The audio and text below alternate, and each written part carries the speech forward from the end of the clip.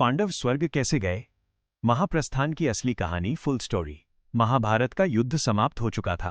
कुरुक्षेत्र की धरती पर लाखों लाशें थीं और हवा में बस एक ही चीज थी, शांति या शायद सन्नता। लेकिन क्या सच में सब खत्म हो गया था या कहानी अभी बाकी था? क्या आप जानते हीन पांडव कैसे और किस रास्ते से स्वर्ग गए थे और क्यों एक एक करके सब रास्ते में गिरते चले गए?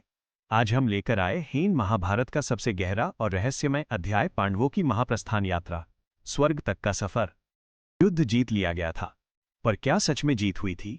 युधिष्ठिर हस्तिनापुर के राजा बने, पर उनके दिल में एक बोझ था, अपनों के खून का बोझ। रातों को नींद नहीं आती थी।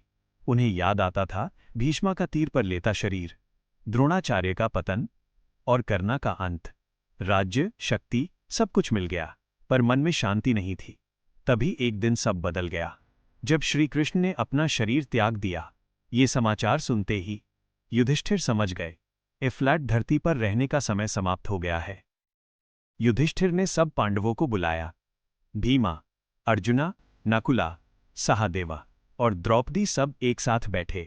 युधिष्ठिर बोले, ए फ्लैट समय ए गया है, सब कुछ छोड़ देने का, राज्य, धन, शक्ति, सब। उन्होंने अपने पोते परीक्षित को राजा बना दिया और बिना किसी मोह के सब कुछ छोड़ दिया। ये था त्याग का सबसे बड़ा फैसला। पांडव ने राजसी वस्त्र उतर दिए, साधारण वस्त्र पहने और चल दिए हिमालय की तरफ। ये यात्रा कहलाती है महाप्रस्थान। उनके साथ एक कुत्ता भी चल पड़ा। कोई नहीं जानता था ये कुत्ता कौन है, पर वो कभी उनसे अलग नहीं हुआ। रास्ता कठिन था, बर्फीली हवा, तेज पहाड़, भूख, थकान, पर पांडव रूखे नहीं। ये सफर सिर्फ शरीर का नहीं, आत्मा की परीक्षा था।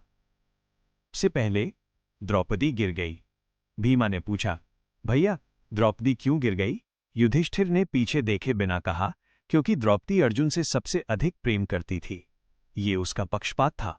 ये सुनकर सब चुप हो गए। थोड़ी दूर आगे बढ़े, तब सहदेवा गिर गए। ये अपनी बुद्धि पर घमंड करते द। फिर नकुला गिर, अपनी सुंदरता पर गर्व था। ये सफर धीरे धीरे सबको छोड़ रहा था। युधिष्ठिर, अर्जुन, भीमा। पर कुछ ही देर में अर्जुन भी गिर गए। अपनी और धनुर्विद्या पर अहंकार था। और फिर सबसे शक्तिशाली भीमा भी गिर गए। अपनी शक्ति और भोजन पर मोह था। अफ्लैट सिर्फ एक व्यक्ति बच गया, युधिष्ठिर, और वो कुत्ता। तभी आसमान से एक दिव्या रथ आया। उसमें बैठे द इंद्र। उन्होंने कहा, हे युधिष्ठिर, आप स्वर्ग जाने के लायक हैं ना? आइए। पर युधिष्ठिर बोले, मैं इस कुत्ते को छोड़कर नहीं जाऊंगा। इंद्र ने माना किया, पर युधिष्ठिर अपने फैसले पर टिक गए। अचानक वो कुत्ता बदल गया। वो और कोई नहीं बल्कि यामादा, युधिष्ठिर के पिता। ये एक परीक्षा थी और युधिष्ठिर ने साबित कर दिया, वफादारी सबसे बड़ा धर्म है। वो कि ये यात्रा सिर्फ स्वर्ग तक पहुंचने की कहानी नहीं थी। ये एक संदेश है, अहंकार गिरता है, मोह रोकता है, पर सच्चाई और धर्म हमेशा आगे बढ़ते हैं। अगर आपको ये कहानी पसंद आई हो तो लाइक करें और सब्सक्राइब करें ऐसे ही और रहस्य जानने के लिए।